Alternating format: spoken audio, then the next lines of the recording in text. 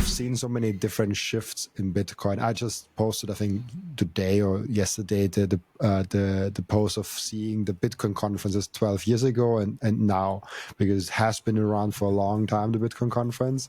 And I was there in Vegas. It was completely crazy. It's a whole different thing when you go to a local meetup versus going to the biggest Bitcoin conference ever with, I think he claimed to have like 35,000 people there, but there was a lot of people there, like 30,000, 35, whatever the number is.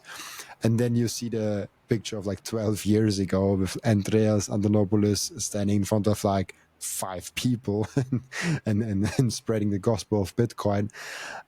It's super interesting how it adopts. How do you think Bitcoin will need to adopt to get ready for, because we're still even though we have grown quite much, but we are still very early and still very small in the bigger regard. How do you think Bitcoin will need to adopt to be ready for like 1 billion users, 2 billion users, whatever?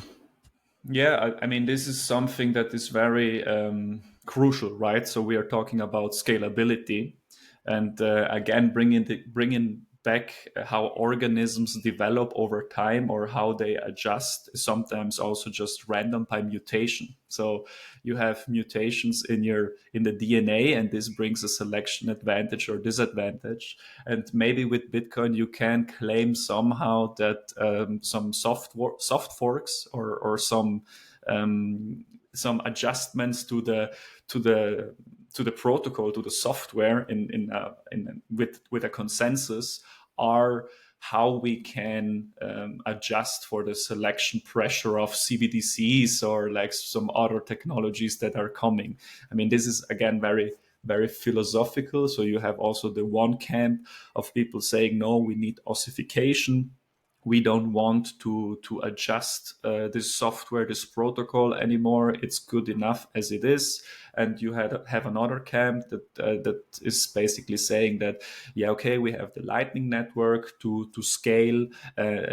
We have the main layer for really final settlements, but in the future, most likely this will not be possible for everyone.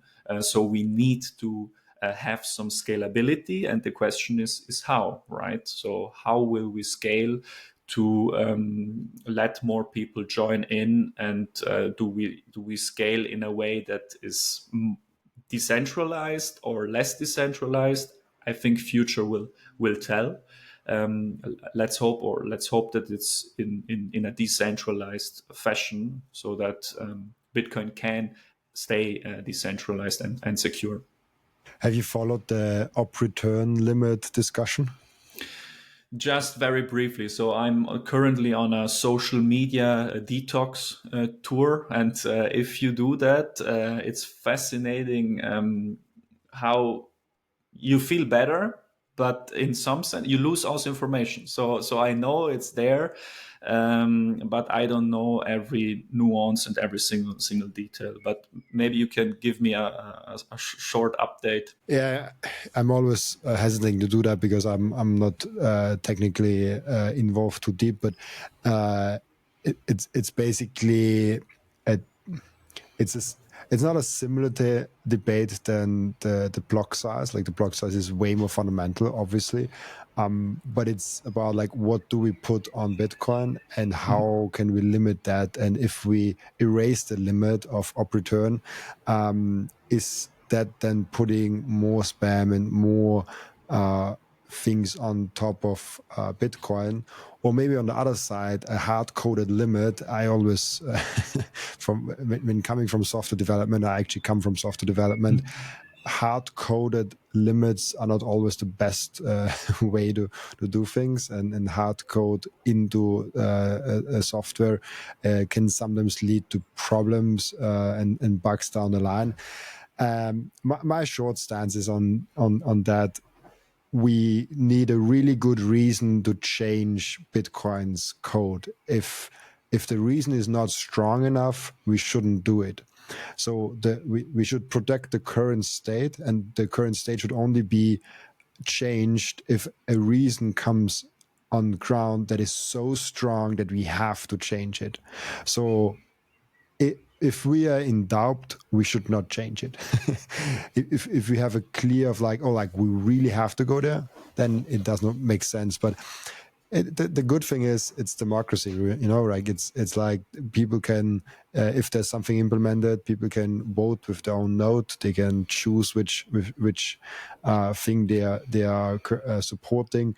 And if you're coming back to the organism, maybe there's something growing out of Bitcoin that will die. Maybe something grows out of Bitcoin that then this is the new thing. So the same thing happened with the, I think Bitcoin Cash and the block size war was way bigger than that. Like this is a very small thing compared to that, but block size war showed like the original thing survived, and the offspring, the mutation of it turns out to be dead. I mean, it's not dead, but it's like 99% of value lost. So you could argue that it's dead. And so yeah, that's super interesting to see those discussions.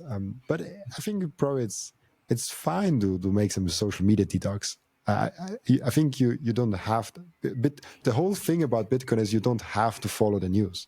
Like that's why we have Bitcoin. Maybe because we are early, you should follow it a little bit, which you definitely are. But like even if you are like outside of Bitcoin and you're just looking in like once a year, once every half year, just checking in how it's going, I think that's enough with Bitcoin. Because you don't have to keep up with daily news. That's why I also don't do news, because it's I think it's not as important with Bitcoin, and it doesn't make me happy at all reporting news. Yeah, but sometimes, you have this feeling that you're missing out. And that's why you go there, you're constantly scrolling and then seeing what news are there and so on. But most of it is noise. That's the issue. And it's time consuming. And yeah, I can recommend to everyone, try it out and see if it works for you. For me, it's working currently very well. And back to the original question, so the up return. Now, thank you for the update. I think for Bitcoin in general, moving slow and not breaking things is good.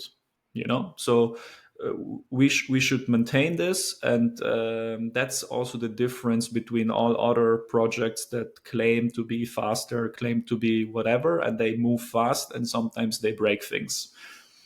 This is it basically. Absolutely. You said also one thing with diversification. I don't know if you're still diversifying. I personally went completely bunkers on Bitcoin and went all in with my money and with my time. But it's fun that you came with diversification to Bitcoin, and a lot of people always like, how do you see diversification now as you are now a Bitcoiner, or like you understand Bitcoin deeply? Because before I also thought diversification is important, and now I'm kind of on the opposite of like, if you really want to achieve something, diversification is kind of like, yeah, if you have a plan B, you don't really have a plan A in that kind of a sense. It's like Sailor saying, on how many chairs are you sitting right now, Robin? Do you need 3 chairs or just one? No, so for me, I came into all of this just because I wanted to save money, right? So that was the very beginning driver, or let's say this thing that induced my journey into finance and everything else, because I did not understand why I am kind of forced to invest to maintain my purchasing power over time. So this was my initial point. Um, but I still, so if people, for example, think that company XYZ is very interesting, and they really like the vision or the idea, and they want to invest in that, go for it. Do it. You should support visions, and you should support companies or ideas that you like. Now, if you just want to save, Bitcoin is now there as a saving technology. So, of course, it's volatile, measured in US dollar, right? It's very volatile, measured in different currencies. But the question is, what do you use as your measuring stick? That was also very fascinating in my journey, when I understood that Bitcoin is there now, and you can use all different currencies to see the price of Bitcoin. And when you look at the chart of Bitcoin in US dollar, in euro, in Turkish lira, in different currencies, there is a very interesting finding that you can make, is that, okay, but what glasses am I putting on to see the price of Bitcoin, right? Or just because I'm living now in Switzerland, my perception is Swiss franc. But for other people living in other countries, their perception, they see prices, they see these signals in their local currency. And depending on how good or bad your local currency is, the Bitcoin chart looks very different. That's also a very interesting observation that a lot of people yeah, maybe, they don't look at it because they are trapped in their local currency monopoly and they are not aware of other um, currencies. But yeah, this you should be aware of that. And as I said, for someone that is privileged and that can also withstand 70 to 80% drawdowns in the long run, Bitcoin until now was quite a very good saving technology, if you want to frame it that way. Yeah, it has those two components of like it's a savings technology, but it's also getting adopted as a savings technology. So it has this investing kind of behavior till it's actually savings technology. So you get the savings technology maybe in 40 years, 50 years, whatever the time frame is. Yeah. Up until then, you get a really good performing investment technology. But at its core, when you just look at the fundamentals, it's a savings technology. And this is really hard to explain to people outside of Bitcoin. Like you get it, like maybe most of the audience gets it, but like it's really hard to explain it. Maybe let me rephrase what I said. So Bitcoin brings all the properties to the table that make it a very good saving technology. That is maybe better, right? That also explains the volatility, and that also explains this current phase that we are in, right? This potential phase of seeing a monetary tool or like a new type of money being monetized over time, right? Imagine if we would speed run the development of gold last 3,000 years. So maybe we are in that kind of phase where we are going in that direction. Yeah. So we are speed running the development of gold now with I mean, Bitcoin is already getting adopted way quicker than gold was. I think gold needed a long more time from the first discovery till like it was a substantial store of value, which is interesting. Maybe also the medium of exchange and unit of account side of things for Bitcoin comes way faster because of that. That's like, knowing that would be amazing, right? But I think we live now in a time where information can run at the speed of light, right? So we never had that.